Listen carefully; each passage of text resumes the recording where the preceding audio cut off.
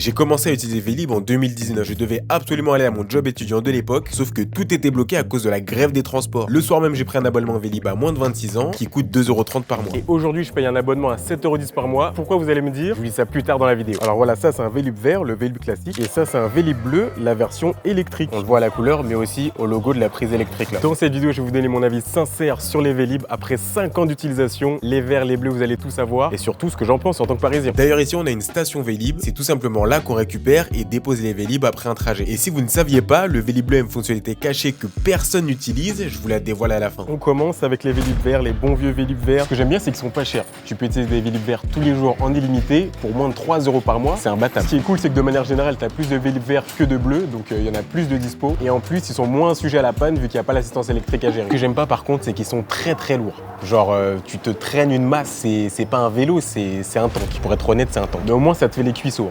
Après, t'es prêt à tout faire. Pour l'anecdote, un Vélib vert pèse 18 kg contre 12 kg en moyenne pour un vélo normal. Cette différence de 6 kg s'explique par le fait qu'il a été conçu pour résister au vandalisme et à l'usage intensif public. Allez, ok, on lui pardonne. En parlant de vandalisme, lui, il a bien vécu. Ça, voilà, je vous laisse...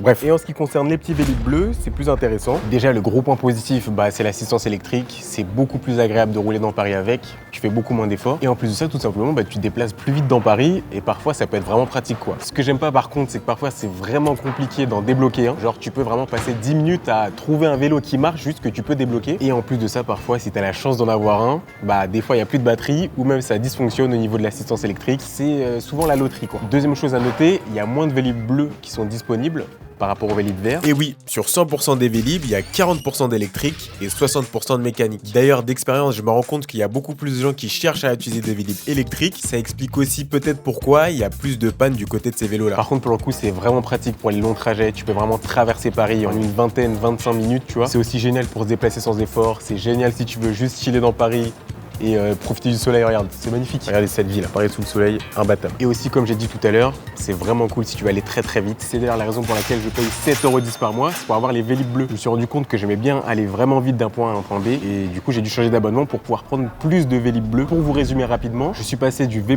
jeune à 2,30 € par mois qui permet d'avoir des Vélib verts en illimité tout au long de l'année. Mais par contre, fallait payer 2 € pour débloquer un Vélib électrique. Donc je suis tout simplement passé au VMAX jeune qui coûte 7,10 € par mois et ça me permet en plus de débloquer les Vélib verts, 2 Vélib électriques gratuitement par jour. En gros, c'est l'équivalent d'un aller-retour dans la journée. Donc en fait, faut être stratégique. L'aller, je le fais en électrique. Les petits trucs de la journée, je le fais en vert avec les Vélib mécaniques. Et après, pour rentrer chez moi, ça bombarde et on prend l'électrique. Je sais qu'il y en a aussi qui vont hésiter entre Vélib et les autres services de vélo genre Lime et Dot. J'ai aussi beaucoup utilisé Lime, donc voici ce que j'en pense. Côté positif, déjà tu peux le garer partout. Pas besoin de chercher des bandes spécifiques ou alors de tourner 10 minutes parce que chaque station est remplie de Vélib et tu peux pas garer le tien. T'as juste à te mettre au niveau d'un garage à vélo ou d'une zone peu passante. Ensuite, c'est dispo hors de Paris et à l'étranger. Par exemple, Lime est disponible dans 30 pays dans le monde. Pratique quand t'es en vacances et que tu veux utiliser le vélo seulement occasionnellement. Moi, je me souviens faire du vélo Lime à Bordeaux et prendre une trottinette à Budapest. Ça, c'est vraiment pratique. Côté négatif, c'est très cher. Pour comparer, un trajet de 30 minutes avec un abonnement Vélib électrique à moins de 26 ans qui coûte 7,10 € par mois, un trajet va te coûter environ 70 centimes si t'en fais une dizaine par mois. Alors qu'avec Lime, pour un seul trajet d'environ 30 minutes, parfois il m'est arrivé de payer 10 €. C'est délirant. Avant de vous montrer la fonctionnalité cachée dans le Vélib bleu,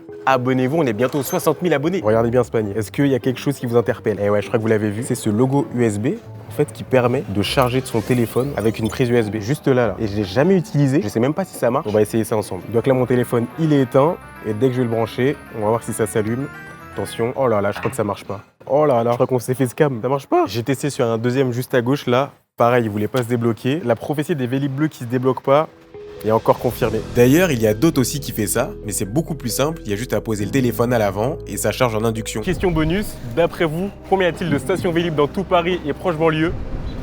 3, 2, 1. Il y en a 1480. Si vous voulez savoir comment louer un Vélib à votre tour, cliquez ici, c'est la vidéo de la semaine dernière. Et sinon, nous, on se retrouve dimanche prochain pour la prochaine vidéo.